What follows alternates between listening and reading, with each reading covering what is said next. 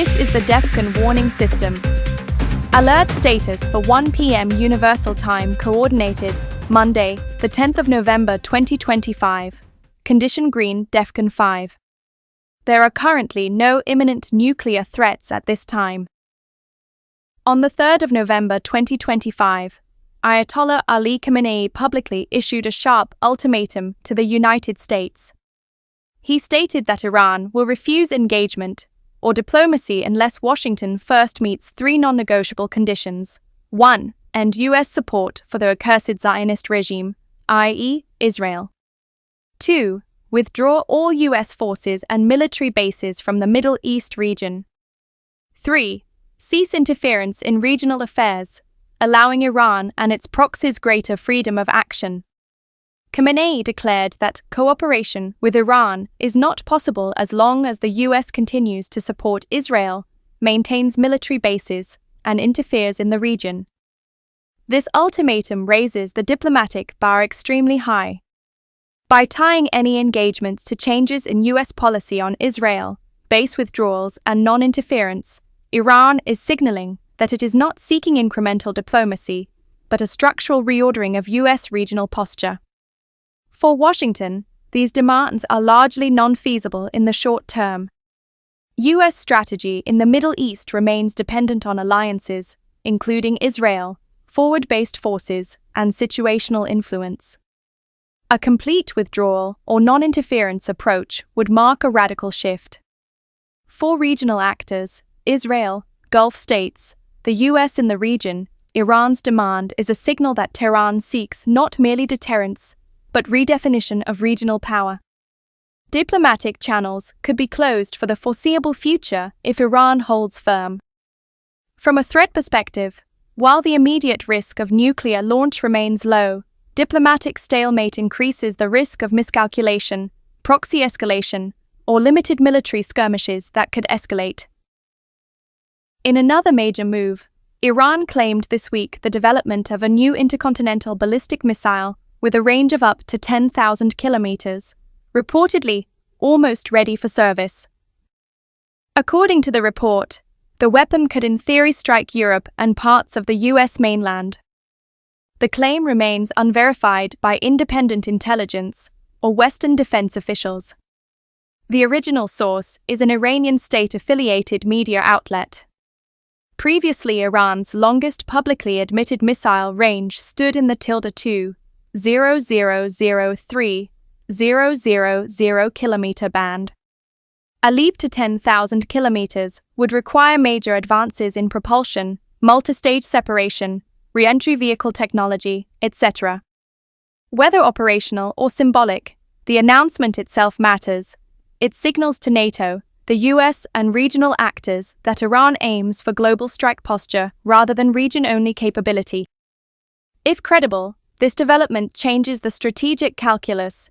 U.S. homeland defense may need to re-examine threat assumptions associated with Iran. It also adds pressure on Europe and Asia. Iran could claim global deterrence rather than just regional. Politically, it may strengthen Iran's bargaining position and its posture in proxy conflicts by expanding the perceived risk envelope for adversaries. Operationally, verification will be a key issue.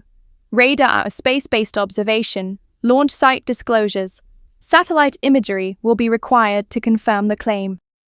Until then, treat it as a declared ambition rather than proven capability.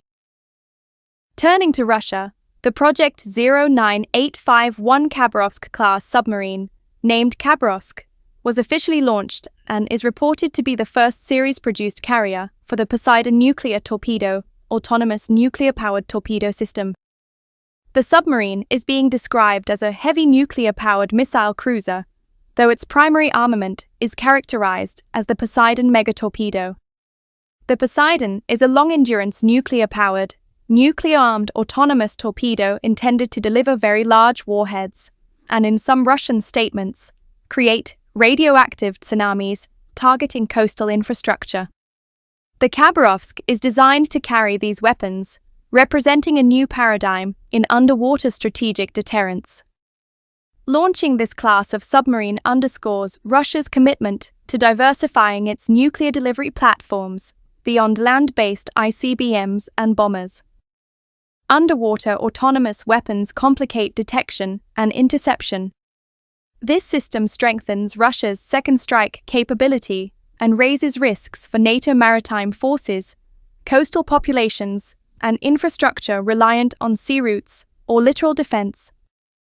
Operationally, timeline to full service remains uncertain. The submarine was launched but may require fitting out and trials.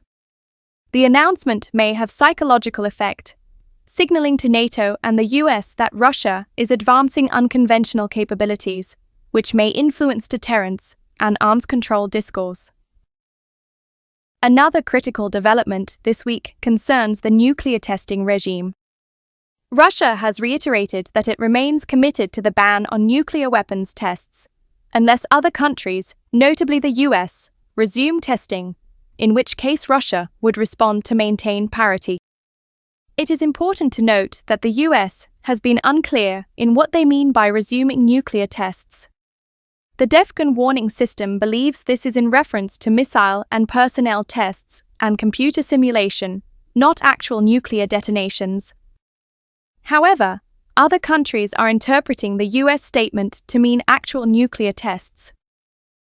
The DEFCON Warning System is a private intelligence organization which has monitored and assessed nuclear threats by national entities since 1984.